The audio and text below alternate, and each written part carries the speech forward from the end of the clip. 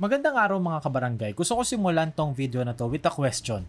Naaalala niyo pa ba kung paano nagsimula yung stretch ni Jason David sa Hinebra? Kung bakit bigla siya naging paborito ng fans? And ni Coach Tim na din, I'd say, comparing him to Jimmy Butler.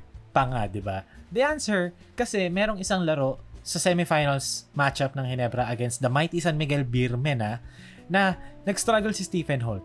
And hindi siya nag-close ng game. Mas pinagkatiwalaan ni Coach Tim si Jason David sa game na yon. And doon na nagsimula yung stretch kung saan kinain unti-unti ni David yung minutes ni Stephen Holt sa series na yon. And us, di ba, witnessing Jason David's development from literally LA Tenorio replacement to being one of the more promising players. Even, di ba, na-leapfrog niya pa nga si Jeremiah Gray nung conference na yon in terms of his spot sa team na to. Being that 3-and-D wing na may combo guard skills pa nga, 'di ba? Na pang Hinebra talaga. Ronald Tubid, 'di ba? Type of player ng team na to. Na 3-and-D, energy player, may puso sa laro, may NSD. And this game from Stephen Holt, again, we are seeing the same thing na Stephen Holt nagdi-disappear sa playoffs eh. Nagdi-disappear. Hindi ko siya honestly, tinatanong ko sa kachat ko na Hinebra fan din, na nanonood din ng game, na huling, nung nakatry si Stephen Holt, yung sa third quarter, bago niya mangyari yon, by the way, sabi ko huling narinig ko pangalan ni Stephen Holt, mga 8:30 PM na, and it's 9:20 PM, parang ganon. Parang 8:50 ko pa na huling narinig pangalan ni Holt and it's freaking 9:35 PM. Ngayon lang ulit narinig yung pangalan ni Holt. Ganon siyang kawalang factor sa game na to, in my own opinion, na talagang dinudurog siya ni Jonard Clarito. Supposedly, an elite defender, Stephen Holt. Import stopper, RHJ stopper, supposedly. 'Di ba? Getting cooked by Michael Jonard or Kawhi Jonard. 'Di ba? Sabi 3-and-D pero walang 3, wala ring D. So ano lang, end lang. And by the way, yun na yung end. Ang end ko dito is this is a letter for Jeremiah Gray and Ralph Koo. Or even maybe, John Abis, Sunny Esteel, kayong lahat. This is a letter for you guys na pag nabigyan kayo ng chance, sulitin nyo please. Kasi baka ito na yung Jason David moment. Especially for Jeremiah Gray, who played exceptionally well sa game na to. Had 8 points, played 7 minutes only, had a 4-pointer, good motor, good effort from him.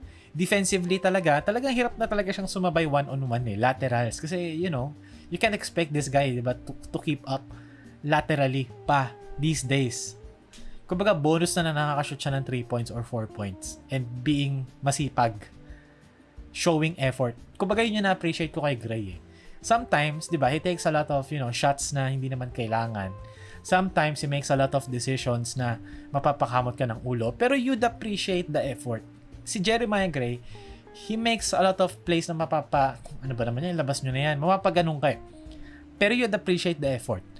And I think, ito na yung chance for Gray to have his Jason David moment and redeem himself. Kasi kanina no first half, sabi ko parang ito na yung Maya Gray against San Miguel, yung napailing si Alchua kasi tumira bigla si Gray ng bonehead 3 na pumasok. Yung confidence ni Gray kanina, parang ganun ulit yung pakiramdam while watching him. He's having fun again. Meron siyang confidence sa sarili niya. It seems like, or it looked like, na ganun. So for him, parang ito na yung moment for Gray to step up. Unfortunately, hindi siya nabigyan ng minuto nung second half. And I'd argue, alam ko hindi naman ako yung coach, hindi ako nagmamarunong, hindi ko inuutusan si Coach Tim. I feel like lang personally as a fan watching the game, who watched the game, yung minutes ni Ralph ko nung second half, I feel like dapat parang napunta kay Gray. Kasi yung itong matchup na to, I know si Ralph ko best player last game against Rain or Shine. Pero this kind of game na medyo fast-paced at takbuhan, I feel like magbe-benefit yung motor ni Gray. Si Gray kasi parang kiti-kiti, makulit si Gray malikot And Koo struggled keeping up. Kasi pag nagsiswitch sila kay Jalen Johnson, kasi dumadrive si Mamo sa pick and roll, nahihirapan si Ralph ko mag-cover ng ground kasi it's kind of slow.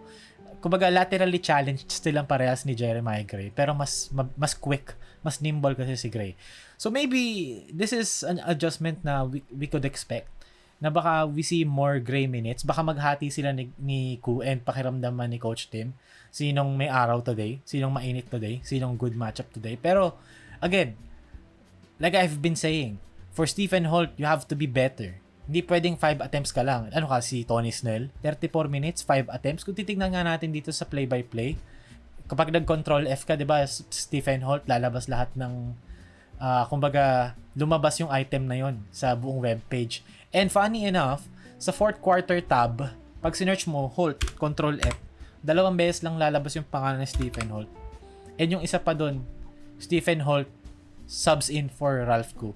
And then yung isa na, assist, 19 seconds remaining sa 4-point shot ni Scottie Thompson na kung isipin mo, Stephen Holt passing up a shot pa nga. Pero hindi ko na siya ibabash doon kasi assist na yun 4 points sa Scottie. Pero diba, imagine mo 6 minutes ka naglaro or almost 7 minutes or kung totoong oras, diba, sa mundo. He played maybe around 45 minutes of real life time or 30 minutes of real life time and 2 beses lang. Anyway, so, I'll show clips kung bakit ako disappointed kay Holt. Kasi marami rin nagsasabi, meron kasing illusion. Like, hindi ko to ginagawa dahil Holt basher ako. I criticize Holt kapag deserve. Diba? Alam nyo naman, lagi kong minimension si Holt kasi very critical ako kay Holt eh. Mataas ang expectations kay Holt kasi kapalit si Stan eh. And supposedly, dapat isa ka sa mga better players dito sa team na to. Pero you're not even trying. I'm sorry Ironic na sa akin nanggagaling, nakaupo ako sa harap ng computer ko. Pero come on man, 5 attempts.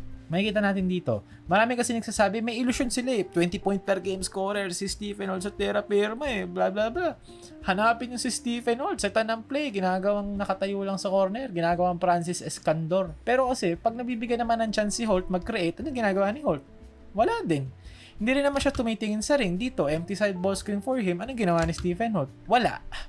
Pinasa niya rin para kay Brownlee. Diba? Napagod na. Almost, diba, pushing 40 na nga eh. Dapat tumutulong ka na eh, di ba? Kung si Stephen Holt eh. You're a D1 guy, di ba? G-League guy ka. Do more, please, di ba? Dito, again, Holt, pinch post, bigay kay Scottie. Mag-space out si Holt dito. There's going to be a double screen. Oh, ayan, siseta na ng play, guys. Mga nagre-reklamo dyan, hindi sineseta ng play. Double screen, or at the very least, di ba? Some sort of a split action. Pero, mas magpo-focus kasi ako sa sa tendencies. Kumbaga makikita natin dito, this is supposedly a play for Stephen Holt. Pero anong gagawin ni Holt? I-reject niya yung double screen. Aayaw niya ng bola, alis siya. So ano nangyari? Nag-resort na lang Ginebra sa Brownlee na naman, 'di ba? Brownlee na naman. Instead na may katulong si Brownlee, ayaw ng bola. And again dito, they run almost the same play. Again, there's going to be a screen, down screen for Stephen Holt. Angled down screen yan para lumapit siya kay Brownlee at mag-2-man game sila. Anong ginawa ni Stephen Holt? Wala. Ayaw na naman sa bola. So, anong nangyari? Brownlee na naman. Isolation.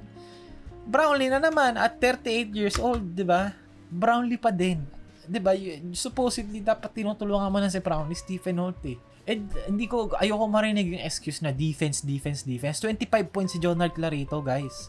Anong defense? Wala siyang na-lockdown today. Wala siyang dinefend today. And wala rin siyang in-score today. So, ano yung 3-and na sinasabi ng lahat? But again, dito, transition. This is an opportunity for Holt to create. Wide open lane. Empty side ball screen. Ang luwag-luwag ng court.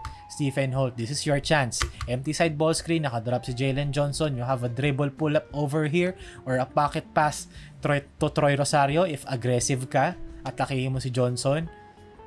Anong ginawa ni Stephen Holt? Nag-float, nag-probe para i-kick out kay RJ and patay na naman yung offensa nila. Nakatayo na lang ulit sila dito for the next couple of seconds. And again dito, Brownlee, Stephen Holt sa corner. And ayan, aatake sa close-out ni Jonard Clarito kasi shooter siya. That's what I am expecting from Stephen Holt. And again, dito, makikita natin, drive si RJ, space out si Holt, late sa pagbalik ng defense, i-shoot sa 3-pointer. Diba? Kung ganun lang gagawin niya all game, pag nakahawak siya ng bola, head down, aggressive, drive to the basket, wala akong pakialam sa extra pass, head down, attack. I don't care if may extra pass. Go, shoot. If open sa corner, tira. If long close out, sa laksak, head down. I don't care about extra passes, Stephen Holt. Go, drive. And look for your shot. Kasi wala kang ibang pagkukunan yan kasi most of the time, spotting up ka, sinesetan ka lang ng mga down screen na limited Admit ko yon, limited yung mga opportunities na nakakapag-create siya. Pero kasi, why would I set plays for him? He's not even looking for a shot. Hindi nga tumitingin sa ring. So, if may chance, like ito, yung mga limited opportunities na to na may catch and shoot, catch and drive, maximize. Kasi passive laging nag-hesitate. Kinall out yan ni Dr. J nung nakaraan. I think it was against Phoenix na si Stephen Holt, sobrang passive. Totoo yan And hindi lang kaming dalawa nakakapansin ito.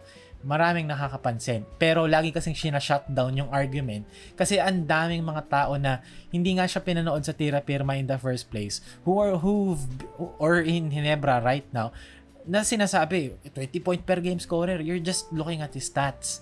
You don't even watch his game na wala siyang go-to move. Walang dribble move si Stephen Holt to break down the defense. Yung 20 points niya, nanggaling yun mostly kasi Wami Chongson attracted 2 defenders tapos nagkaroon ng 2 versus 1 kung saan nag-benefit si Holt attacking a long closeout. So ngayon, if may long closeout sa kanya, dahil nakapag-attract si Brownlee or si RJ ng dalawang defenders, dapat i-maximize niya. Hindi yung titingin ka lang sa kakampi. Tumingin ka sa ring. Kasi you are a very talented player, Stephen Holt.